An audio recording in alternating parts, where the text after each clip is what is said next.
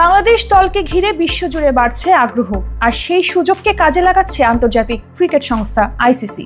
সামাজিক যোগাযোগ মাধ্যমে বাংলাদেশের ক্রিকেট বা ক্রিকেটারদের নিয়ে করা পোস্ট মুহূর্তেই ছড়িয়ে পড়ে, আর সেটিকেই প্রচারণার কৌশল হিসেবে ব্যবহার করছে আইসিসি। এবার চ্যাম্পিয়ন্স ট্রফিকে সামনে রেখে বাংলাদেশ দলকে নিয়ে পুরোদমে প্রচারণায় নেমেছে ক্রিকেটের এই নিয়ন্ত্রক সংস্থাটি।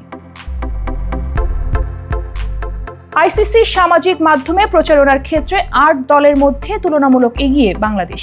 17 ফেব্রুয়ারি আইসিসি তাদের অফিসিয়াল ফেসবুক পেজে বাংলাদেশের নাজমুল হোসেন শান্ত, মুশফিকুর রহিমদের নিয়ে একটি ভিডিও পোস্ট করে। ভিডিওর শিরোনাম ছিল টাইগাররা 2025 চ্যাম্পিয়ন্স ট্রফিতে গর্জন ছড়তে প্রস্তুত। এখন পর্যন্ত ভিডিওটিতে 92,000-এর মতো প্রতিক্রিয়া দেখা গেছে।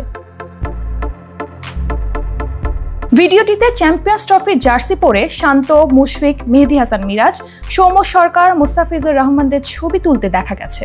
অনেকে আবার ব্যাটে অটোগ্রাফও দিয়েছেন। কেউ বা ব্যাট নিয়ে শট খেলার ভঙ্গিতে, কেউ আবার বল হাতে ছবি তুলেছেন।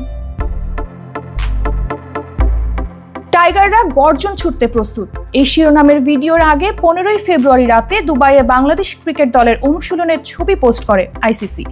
মুশফিক, সৌম্যদের অনুশীলন নিয়ে করা এই পোস্ট গত 2 দিনে 60,000-এর বেশি প্রতিক্রিয়া দেখা গেছে।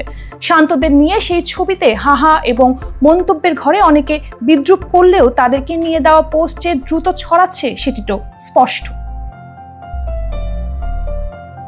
ডিজিটাল প্ল্যাটফর্মে বাংলাদেশ ক্রিকেট দলের কি পরিমাণ জনপ্রিয়তা সেটা আইসিসির পোস্ট দেওয়ার পর মন্তব্য, প্রতিক্রিয়া দেখলেই বোঝা যায়। যদিও সাম্প্রতিক সময়ে ওয়ানডে সংস্করণে বাংলাদেশের পারফরমেন্স আশানুরূপ নয়। 2024 সালে 3টি ওয়ানডে সিরিজ খেলে 2টিতেই হেরেছে, যার মধ্যে রয়েছে ওয়েস্ট ইন্ডিজের বিপক্ষে ধবল ধোলাইয়ের মতো বিব্রতকর ঘটনা।